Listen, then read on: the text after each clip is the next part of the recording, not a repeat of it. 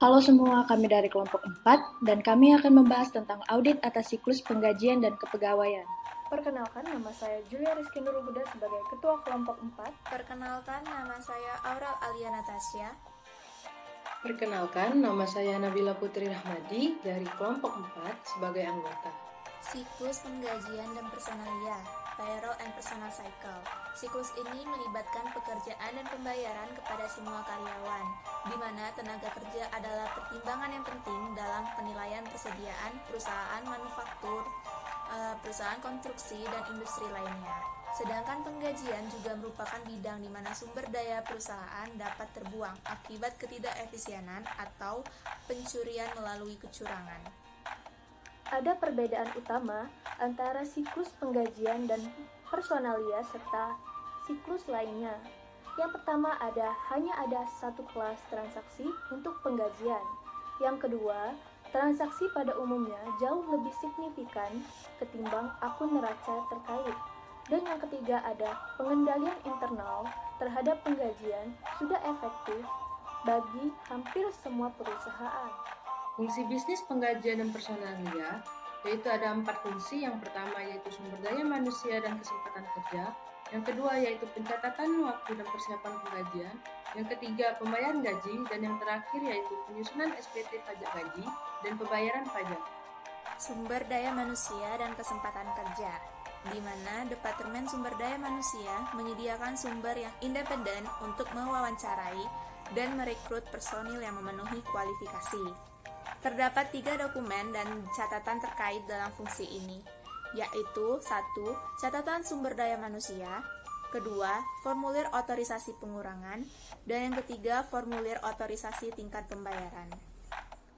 Pada pencatatan waktu dan persiapan penggajian, ada 5 dokumen dan catatan yang terkait. Yang pertama ada kartu waktu atau time card, yang kedua ada tiket waktu kerja, yang ketiga ada file transaksi penggajian, yang keempat ada jurnal atau daftar penggajian, dan yang kelima ada file induk penggajian. Selanjutnya, penyusunan SPT pajak gaji dan pembayaran pajak. Nah, dalam penyusunan SPT pajak gaji dan pembayaran pajak, terdapat dokumen dan catatan yang terkait, yaitu formulir W2 dan SPT pajak penggajian. Pembayaran gaji, di mana pembayaran yang diserahkan kepada pegawai sebagai pertukaran atas jasa yang dilaksanakannya. Lalu pembayaran dapat dilakukan dengan cek, namun biasanya disetorkan secara langsung ke rekening bank setiap karyawan. Adapun dokumen dan catatan yang terkait dalam fungsi ini, yaitu yang pertama, cek atau setoran langsung gaji. Lalu yang kedua ada rekonsiliasi akun bank penggajian. Ada 4 pengendalian internal. Yang pertama, sumber daya manusia dan kesempatan kerja. Pengendalian internal dalam fungsi ini berguna untuk memberitahu petugas pengelola waktu dan penyiapan pembayaran gaji atas pegawai baru, otorisasi perubahan awal dan periodik atas tarif pembayaran, dan tanggal pemutusan hubungan kerja. Yang kedua ada pencatatan waktu dan persiapan penggajian. Pengendalian internal menurut fungsi ini, di mana pengguna pencatatan waktu atau metode lain untuk menjamin bahwa pegawai dibayar menurut jam kerja. Yang ketiga, pembayaran gaji, di mana pengendalian internal menurut fungsi ini mempunyai pembatasan otorisasi penandatanganan cek oleh orang yang tidak mempunyai akses terhadap pengendalian waktu atau penyiapan gaji, distribusi gaji oleh orang yang tidak terlibat fungsi lain, dan penyetoran kembali gaji yang tidak diambil. Dan yang terakhir, ada penyusunan SPT pajak gaji dan pembayaran pajak, di mana pengendalian internal ini mempunyai penetapan kebijakan yang jelas mengenai kapan setiap formulir harus diarsip. Metodologi untuk merancang pengujian pengendalian dan pengujian substantif atas transaksi. Banyak audit menghadapi resiko salah saji, material yang rendah atau minimal, dengan 3 alasan, yaitu 1. Karyawan kemungkinan besar akan mengajukan keluhan kepada manajemen jika mereka dibayar terlalu rendah. Kedua, semua transaksi penggajian secara tipikal, seragam dan tidak rumit. Dan yang ketiga, adanya transaksi penggajian, merupakan subjek audit pemerintah negara bagian dan federal. Selanjutnya, Hal-hal yang harus dipahami untuk pengujian pengendalian dan pengujian substansif atas transaksi. Yang pertama, pengendalian internal bervariasi dari perusahaan ke perusahaan. Yang kedua, pengendalian yang akan digunakan untuk mengurangi penilaian risiko harus diuji dengan pengujian pengendalian. Yang ketiga, tingkat pemahaman pengendalian dan luas pengujian pengendalian harus mencukupi. Yang keempat, pengujian substansif atas transaksi bervariasi. Dan yang terakhir, pengujian pengendalian dan pengujian substansif atas transaksi digabungkan. Ada 3 tahapan untuk merancang pengujian pengendalian dan pengujian substantif atas transaksi. Tahap pertama yaitu memahami struktur pengendalian internal. Tahap kedua, memformat pajak penghasilan dan pembayaran lainnya. Dan tahap ketiga yaitu persediaan dan pertimbangan kecurangan penggajian. Memahami struktur pengendalian internal, di mana pengendalian internal untuk penggajian biasanya sangat terstruktur dan terkendali dengan baik untuk mengelola pengeluaran kas, meminimalkan keluhan dan ketidakpuasan para karyawan, serta meminimalkan kecurangan penggajian. Ada 5 kunci dari pengendalian pada siklus penggajian dan personalia untuk mengurangi risiko pengendalian. Yang pertama ada pemisahan tugas yang memadai, yang kedua ada otorisasi yang tepat, yang ketiga ada dokumen dan catatan yang memadai, yang keempat ada pengendalian fisik terhadap aset dan catatan, dan yang kelima ada pengecekan yang independen atas kinerja. Berikutnya, memformat pajak penghasilan dan pembayaran lainnya. Dalam hal pajak, perlu diperhatikan pajak penggajian dan pemotongan pajak lainnya. Jumlahnya seringkali material maupun karena kewajiban potensial. Akibat kelalaian dalam menyerahkan formulir pajak atau SPT yang tidak tepat waktu akan menyebabkan kewajiban yang berat.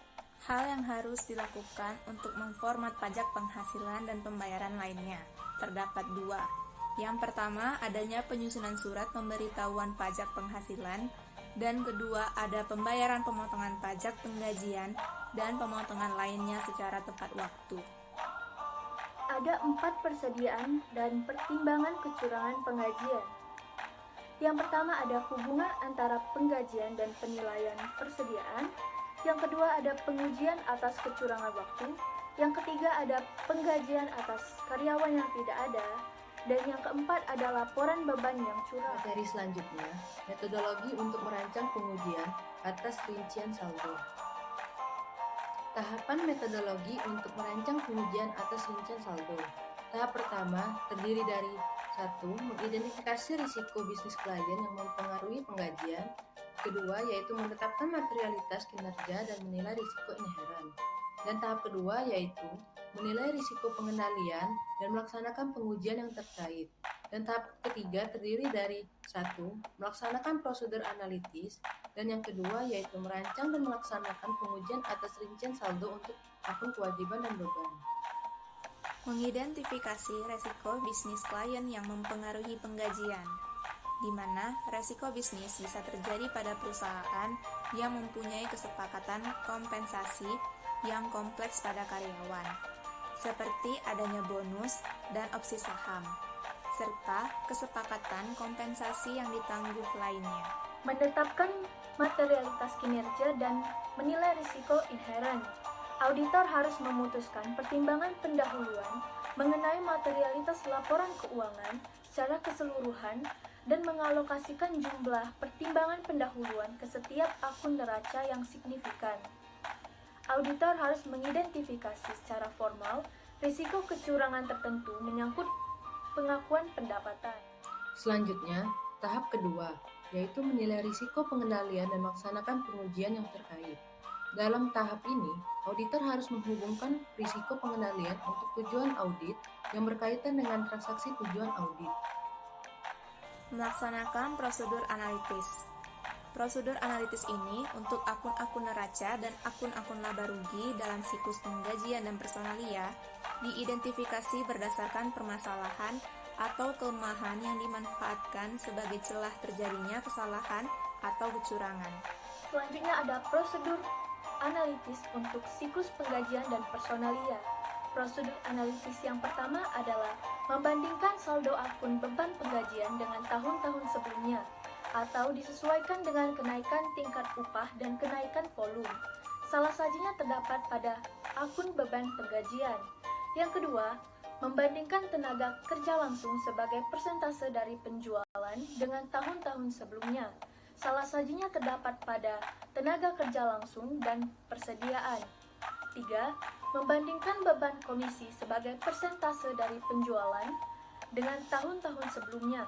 Salah sajinya terdapat pada beban komisi dan kewajiban komisi.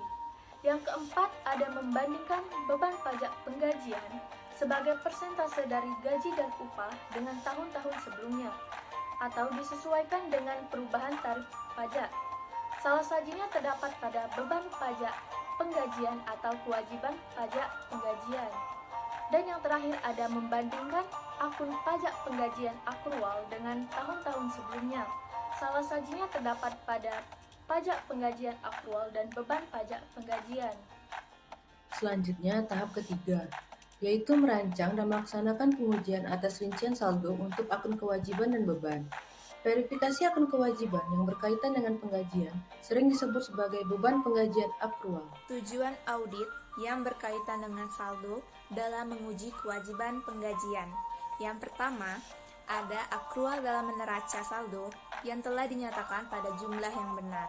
Lalu yang kedua, adanya transaksi dalam siklus penggajian dan personalia telah dicatat pada periode yang benar.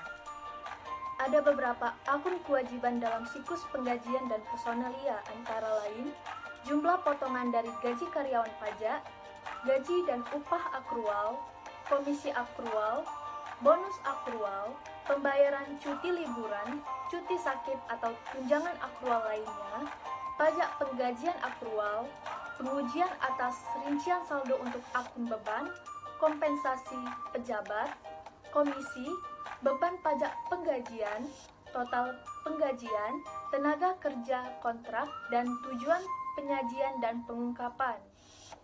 Sekian video animasi kami dari kelompok 4. Saya Julia Rizky Nurul Huda sebagai ketua kelompok. Nama saya Aurel Alia Natasha. Saya Nabila Putri Rahmadi. Terima kasih sudah menonton video kami. Semoga bermanfaat untuk kalian semua.